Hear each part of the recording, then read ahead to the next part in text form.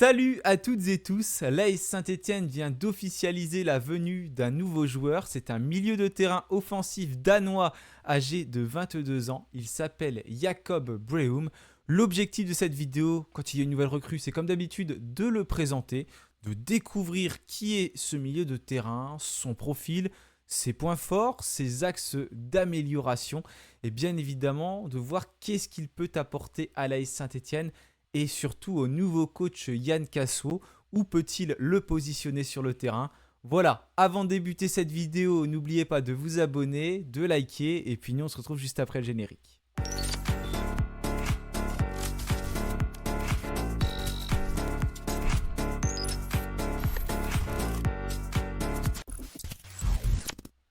Et bien déjà, bienvenue Jacob à Saint-Étienne. J'espère que tu vas réaliser de très très belles choses dans notre club, que tu vas progresser et qu'on va pouvoir être fier de ce que tu vas nous proposer. En tout cas, j'ai hâte de te voir déjà lors des premiers matchs de préparation parce que tu as un parcours qui est quand même plutôt intéressant malgré ton jeune âge, avec déjà 2 championnats différents connus et une progression au fur et à mesure des saisons. En tout cas, il est jeune, il a 22 ans, il est né au Danemark, à Odense. C'est un droitier qui mesure 1m78. Sa position naturelle, celle qu'on voit notamment aux Pays-Bas, dans le club où il joue actuellement du Go Ahead Eagle, c'est le poste de milieu offensif. Mais il peut jouer également en tant qu'ailier gauche, en tant qu'ailier droit, un petit peu plus reculé au milieu de terrain, même si c'est pas quelqu'un qui semble vraiment s'éclater d'un point de vue défensif, parce qu'on verra que les duels, c'est pas son point fort. Mais voilà, il est assez polyvalent et je pense que ça, c'est quand même aussi une indication majeure importante parce que peu importe la tactique qui va être mise en place, c'est quelqu'un qui va peut-être pouvoir trouver une place, en tout cas sur le terrain. Il jouait plutôt dans un système en 4-2-3-1 et en 4-3-3 ces dernières saisons en tant que milieu défensif, mais il peut se placer un petit peu partout. Donc il est né au Danemark, il a joué dans ses premiers clubs jeunes au Danemark, je vais certainement très mal prononcer, excusez-moi, Uberud IF et Niceby BK, avant de rejoindre ensuite l'académie du Odense BK. Donc on est en 2018, il est très jeune, il a 15 ans et d'ailleurs cette académie elle est en partenariat avec ses 2 anciens clubs. Et il va petit à petit gravir les échelons, jouer avec les jeunes, premièrement d'Odense en U19, jouer plusieurs matchs quand même, 37 au total, ces statistiques, c'est 15 buts et 3 passes décisives. C'est des chiffres qui sont quand même assez intéressants, mais attention, voilà, ça reste des chiffres dans les équipes de jeunes, et on sait que c'est pas pareil entre les équipes de très jeunes et les équipes ensuite professionnelles. Mais voilà, je voulais quand même vous les donner parce que je trouve que c'est quand même déjà pas mal et c'est surtout bien de pouvoir mettre en avant certaines statistiques que l'on peut voir en tout cas sur les différents sites. Ensuite, donc, il va petit à petit gravir les échelons et jouer avec l'équipe première. Il va d'ailleurs faire ses débuts professionnels le 7 juin 2020. Donc le 7 juin 2020, c'est un joueur qui n'a que 16 ans à ce moment-là.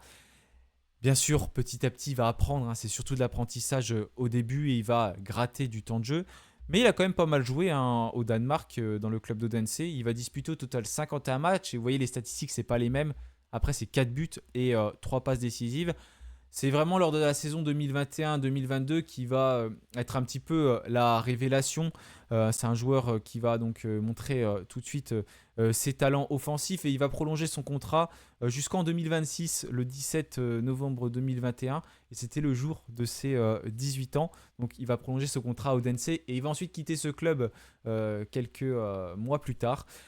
Il va notamment inscrire un doublé donc, avec le club danois contre Nordsjælland le 3 avril 2022. Et son club s'était d'ailleurs imposé 2-1. Et c'est lui qui avait permis donc, à cette équipe de s'imposer. Il va même atteindre lors de cette même saison la finale de la Coupe du Danemark avec Odense. Mais malheureusement, il ne va pas la gagner. Son club va s'incliner au tir au but. Donc ça ne fait pas de trophée pour lui à ce moment-là. Mais c'est quand même une très très belle expérience qu'il a pu vivre. Ensuite, donc 1 an et demi d'ailleurs après la signature de ce contrat professionnel, je disais quelques mois mais c'est plutôt 1 an et demi, en 2023, il va décider de quitter le Danemark pour franchir un nouveau cap dans le championnat des Pays-Bas en rejoignant le club du Go Ahead Eagles. Donc il va s'engager jusqu'en 2027 Vous voyez, quand il rejoint Saint-Etienne, il était toujours sous contrat avec ce club pour donc développer un peu plus son profil offensif, voire autre chose, franchir un cap. Voilà, le championnat des Pays-Bas est un petit peu plus huppé, on va dire, que le championnat du Danemark. Donc c'est pas un choix anodin et ça va lui permettre de franchir petit à petit les échelons. Là-bas, il va jouer pas forcément énormément au début et après, il va jouer de plus en plus. Même si au final, il va quand même être là très souvent, mais il va pas jouer des 90 minutes. Par exemple, en 2023-2024, pour sa première saison, c'est très bien, c'est 32 matchs de championnat au total, mais il joue rarement 90 minutes. C'est à peu près moitié, il est titulaire et l'autre moitié, il est remplaçant et il rentre en cours de rencontre. Voilà, c'est un peu comme ça que son entraîneur le gère. Donc il est plutôt milieu offensif et en 32 matchs, c'est 3 buts et 3 passes décisives. Donc c'est une vraie saison d'adaptation et j'ai envie de dire de découverte, même pour ce jeune joueur qui découvre un autre football et une autre tactique, une autre manière de jouer, un autre championnat. À cet âge-là, je pense que c'est quand même très bien. C'est vraiment en 2024-2025, donc il y a 2 ans, qu'il va se révéler, il va franchir un cap. Au total, il va disputer 26 rencontres, 10 buts et 5 passes décisives. Donc ça devient quand même un joueur assez important de cette équipe, donc toujours utilisé en tant que milieu offensif, même s'il peut être très polyvalent. Et c'est plutôt au Danemark qu'il a joué ailier gauche, ailier droit et un petit peu plus défensif.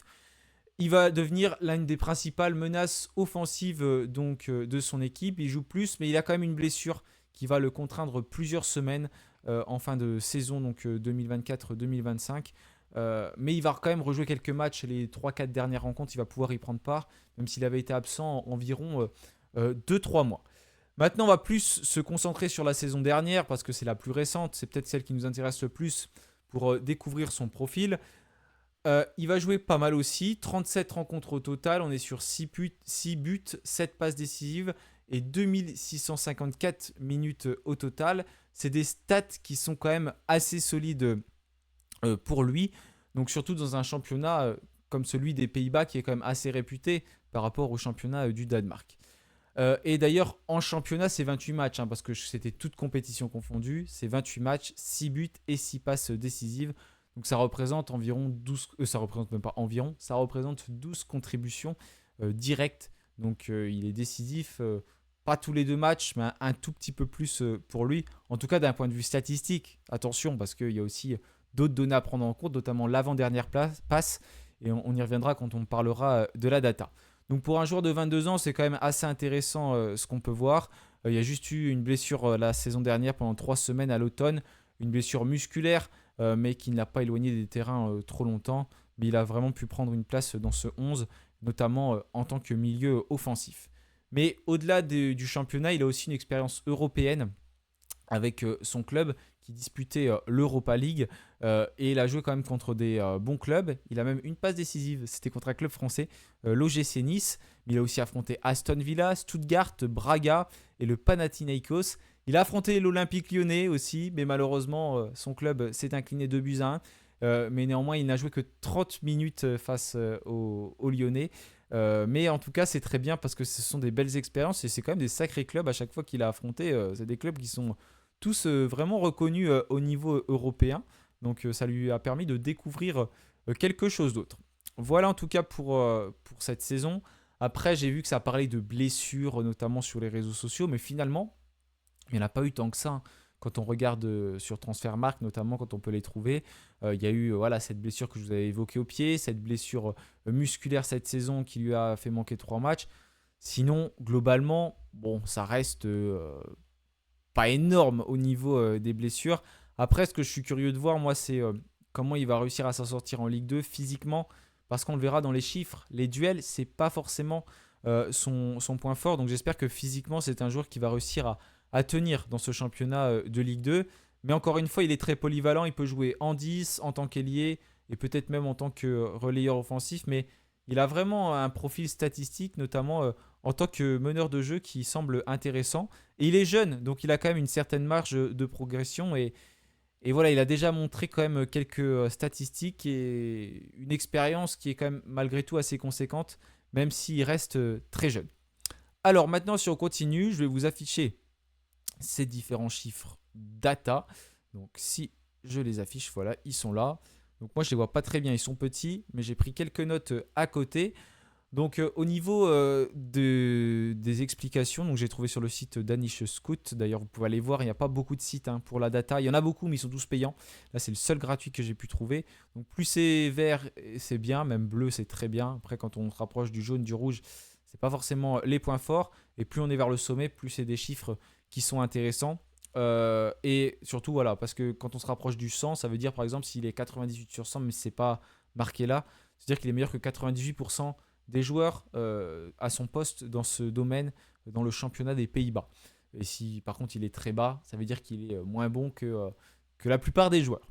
Au niveau de ses points forts, c'est quelqu'un qui a l'air d'être quand même un créateur au niveau des occasions. Quand on regarde notamment en bas à droite ce que l'on peut lire, au niveau des passes menant un tir toutes les 90 minutes, c'est quelqu'un qui a quand même de belles statistiques.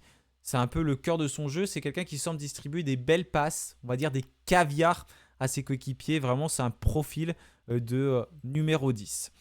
Euh, il a également un taux de passe décisive attendu qui est élevé à 0,21 par 90 minutes. Donc, c'est les expected assists. Donc, ça veut dire que c'est les passes attendues. C'est pas forcément les passes que l'on peut voir à chaque fois parce que il y a aussi une équipe adverse, il y a aussi des coéquipiers qui peuvent rater les tirs. Donc forcément, ce sont des chiffres qui sont pris en compte comme ça, un peu comme les expected goals. Aussi au niveau des XA per shoot assist, c'est affiché à 0,12. Donc ça montre que c'est quelqu'un qui donne des bons ballons de tir quand son équipe a l'opportunité en tout cas de pouvoir tirer. C'est quelqu'un qui n'hésite pas à donner le ballon et qui se montre efficace dans ce sens. Il a quand même aussi un sens du but. Il semble assez efficace. Si on regarde les buts sans penalty, il marque 0,25 buts par 90 minutes. Donc c'est un ratio d'un but tous les 4 matchs. Pour son positionnement sur le terrain, c'est quand même quelque chose également qui est pas mal. Et c'est quelqu'un qui montre quand même une belle efficacité et une grosse qualité de frappe quand on regarde voilà, ses différentes statistiques. Après, si on s'intéresse plus à son style de jeu, c'est quelqu'un qui semble être un peu le dynamiteur de cette équipe des Go Ahead Eagles. Donc c'est quelqu'un qui n'hésite pas à avancer, à se projeter vers l'avant, qui va avoir également une très très belle qualité de passe et une très belle progression vers l'avant. Donc c'est un des meilleurs dans ce championnat, notamment au niveau des passes intelligentes qui vont casser plusieurs lignes. Également les passes risquées. Il a quand même une belle vision du jeu. Également les passes assez longues, les avant-dernières passes. Donc les avant-dernières passes avant le but. Il a également des bonnes statistiques. Et quelqu'un qui a également quand même plutôt des bonnes statistiques au niveau des passes décisives, en tout cas par rapport à ce que ses coéquipiers sont capables d'en faire. Après, c'est également quelqu'un qui semble être un bon dribbleur, 62,22% de réussite dans ses dribbles, donc il s'en sort grâce à sa technique quand il est sous pression. C'est quelqu'un qui aime aussi porter le ballon vers l'avant. Voilà, c'est quelqu'un qui est quand même pas, qui a l'air de ne pas forcément être très très embêté avec le ballon, donc j'ai envie de dire tant mieux pour un milieu offensif. Il touche également pas mal de ballons dans la surface de réparation. Il aime beaucoup tirer et il tire pas n'importe où, n'importe quand. C'est une sélection de tirs qui est plutôt intelligente, on va dire, pour le joueur. Et 17,65% de ses tirs cadrés finissent au fond des filets. Donc ça, c'est également pas trop trop mal pour le joueur.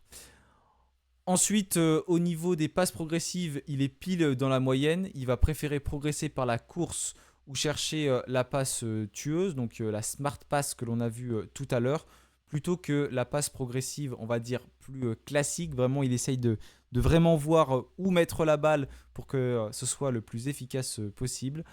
Et c'est quelqu'un qui va également avoir un taux de passe, on va dire, courte, qui n'est pas forcément très très intéressant. Par contre, c'est un score qui est correct, mais qui est standard, parce que c'est quelqu'un qui prend beaucoup de risques vers l'avant. Donc forcément, les passes courtes, il y en a aussi qui peuvent être ratées. Maintenant, si tu regardes ses faiblesses, c'est plutôt voilà, le secteur défensif, où là, c'est pas forcément son point fort. Déjà, regardez les duels aériens. Un minuscule 4% environ de duels aériens gagnés. C'est vraiment très très faible hein, quand on regarde. Je crois qu'on est aux alentours de 4-5%. C'est pas quelqu'un qui va gagner des ballons de la tête. Faut pas s'attendre à ce qu'il marque une tête, je pense. Quelqu'un qui gagne des duels de la tête également. Il va plutôt peut-être délivrer les caviars, pas forcément les centres, parce que c'est pas un point fort non plus. Ensuite, au niveau des tacles, voilà, c'est pas quelqu'un qui va beaucoup tacler, c'est pas quelqu'un qui va réussir ses tacles. Quand le duel, clairement, il a l'air d'être au sol. Je pense que physiquement, on voit qu'il est en difficulté. Hein. C'est pas compliqué, il suffit de regarder ses statistiques que l'on peut voir tout en haut à droite de l'écran. Ensuite, au niveau des centres, on a 20% de réussite sur les centres. Je pense qu'il est meilleur pour trouver ses partenaires soit dans l'axe, soit dans les demi-espaces, donc entre la ligne de couloir et la ligne au centre du terrain. Mais c'est pas quelqu'un qui va être capable de réaliser des bons centres sur le côté. Clairement, s'il est lié, il va pas falloir l'attendre dans ce domaine-là. Ce qui est un peu dommage parce qu'on n'a pas forcément des très bons centreurs. Mais il va pas falloir miser sur lui en tout cas pour ses centres. Donc voilà, en tout cas, quand on regarde son profil, c'est quelqu'un qui aime beaucoup, beaucoup jouer vers l'avant. C'est un meneur de jeu surtout. Et c'est quelqu'un qui aime servir ses partenaires dans la profondeur, mais avec des passes, on va dire des très belles passes, des passes clés. Mais attention, c'est pas lui qui va gagner énormément de duels, s'imposer physiquement, et ça, c'est ce qui me fait le plus peur.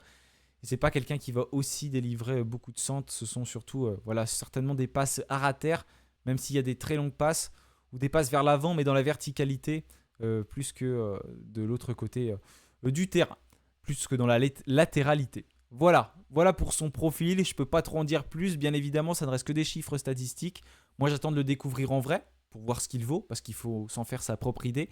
On aura peut-être l'occasion de le découvrir dans quelques jours à l'occasion du premier match amical sur la pelouse d'Andrézieux. En attendant, on va voir si d'autres recrues arrivent du côté de Saint-Etienne. Je vous remercie comme d'habitude pour votre fidélité. N'oubliez pas de liker si la vidéo vous plaît, et puis aussi de rajouter des choses si vous avez d'autres choses à dire sur lui, si vous avez fait des découvertes de son profil. En tout cas, bienvenue encore à toi Jacob, et j'espère que tu vas nous apporter du côté de Saint-Etienne, parce que tu verras, la Ligue 2, c'est un championnat encore différent de ce que tu as pu connaître. Merci à tous, passez une bonne soirée et allez les Verts.